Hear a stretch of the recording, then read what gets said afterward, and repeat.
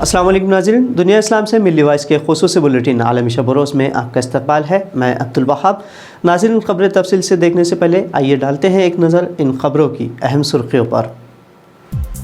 Corona पाबंदियों के खिलाफ जर्मनी में मुजाहरे बन रहे हैं ट्रेंड। हर पीर को मुल्क के एहतजाजी मुजाहरों में लाखों शहरियान की हो रही शिरकत। अमेरिका को आलमी स्टेज पर पसपा करने ईरानी सदर रूस के दौरे पर। रूस और ईरान के हैं साबिक़ा मुश्तरक मफादात।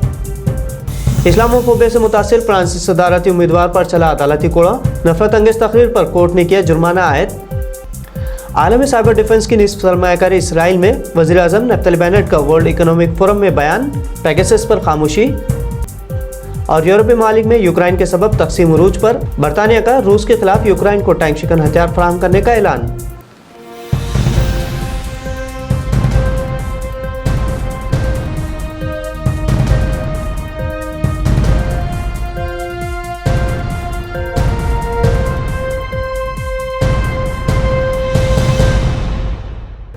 कोरोना पाबंदियों के खिलाफ जर्मनी में हर पीर की शाम मुजाहरे अब मामूल बनते जा रहे हैं।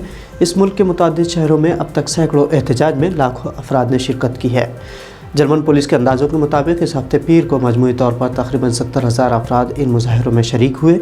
एक तरफ जहां कोरोना की पाबंदियों से अवाम परेशान है, तो दूसरी जानिब ऐसे अफराद ने भी रैलियाँ निकाली जो कोरोना पाबंदियों और उस हवाले से हुकूमती पॉलिसियों के हक़ में हैं। ज़्यादातर ये मुजाहरे पुरअमन रहे। हालिया चंद माह से न सिर्फ जर्मनी बल्कि यूरोप के मुतअद्दिद ममालिक में कोरोना पाबंदियों के खिलाफ एहतजाजी मुजाहरों का सिलसिला ज़ोर पकड़ता जा रहा है। कई ममालिक में अब तक इन पाबंदियों के खिलाफ रैलियाँ और एहतजाजी जलसे मुनक़िद किए जा चुके हैं। ईरान जौहरी मुआहदा बहाल करने मगरबी ममालिक से गुफ्तगू जारी रखे हुए हैं। इसी सिमत में ईरान ने अमरीका के सबसे अव्वलीन हरीफ रूस के साथ बातचीत की। आज ईरानी सदर इब्राहिम रईसी ने अपने रूसी हम मनसब व्लादिमीर पुतिन से एक मुलाकात की।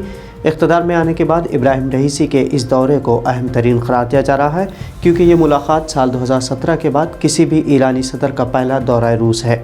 इस मौके पर दोनों रहनुमा दो तरफ़ा ताउन के तमाम मसाइल पर गुफ्तगू करेंगे। आपको बता दें कि रूस और ईरान के दरमियान मजबूत सियासी, इक़्तिसादी और फ़ौजी ताल्लुक़ात हैं, जबकि अफ़गानिस्तान में भी इनके मफादात मुश्तरका हैं। ये दोनों ममालिक शामी सदर बशार अल असद के मरकज़ी इत्तेहादी भी हैं। फ्रांस में इस्लामोफोबिया उरूज पर है और इसे बढ़ाने में साबिक़ा फ्रेंच सदर निकोलस सरकोजी और मौजूदा सदर इमानुएल मैक्रोन ने मरकज़ी किरदार अदा किया है। अब फ्रांस में नया सदर बनने की दौड़ में एक और इंतहा पसंद उम्मीदवार मैदान में है, लेकिन इससे कबल कि वो सदर बन पाता, उस पर अदालत ने जुर्माना आयद कर दिया है। तफसीलात के मुताबिक इंतहाई दाएं बाजू के सदारती उम्मीदवार एरिक ज़ैमूर को इस्लामी मुखालिफ मुहिम और तारिकीन वतन, जिसमें ज़्यादातर मुस्लिम अफराद शामिल हैं, उनके खिलाफ मुहिम चलाने की सिमत में पेरिस की एक अदालत ने जुर्माना आयद कर दिया है। ज़ैमूर ने नौजवान तारिकीन वतन के खिलाफ नफरत अंगेज़ तकरीर करते हुए कहा था कि तनहा आने वाले नौजवान तारिकीन वतन चोर, कातिल और जिनसी ज़्यादती करने वालों पर मुश्तमिल है और उन्हें उनके आबाई ममालिक में वापस भेज देना चाहिए। साबिक़ मीडिया पंडित एरिक ज़ैमूर फ्रांस में अप्रैल में होने वाले इंतखाबात में मौजूदा सदर इमानुएल मैक्रोन को चैलेंज करने की कोशिश कर रहे हैं। हालिया चंद बरसों के दौरान दुनिया में साइबर डिफेंस के हवाले से जितनी भी सरमायाकारी की गई है, उसमें से निस्फ इसराइल में की गई है। ये बात इसराइली वज़ीर आज़म नफ्ताली बेनेट ने कही। बेनेट ने वर्ल्ड इकोनॉमिक फोरम से गुफ्तगू के दौरान कहा कि इसराइल साइबर दिफा का एक पावर हाउस बन चुका है और दुनिया को साइबर डिफेंस की ज़रूरत है। इस हवाले से इसराइली टेक्नोलॉजी कंपनियों पर इन्हिसार किया जा सकता है। आपको बता दें कि इसराइल की दहशतगर्दी के खिलाफ अक़वाम मुत्तहिदा समेत कई ममालिक ने करारदादें मंजूर करवाई है।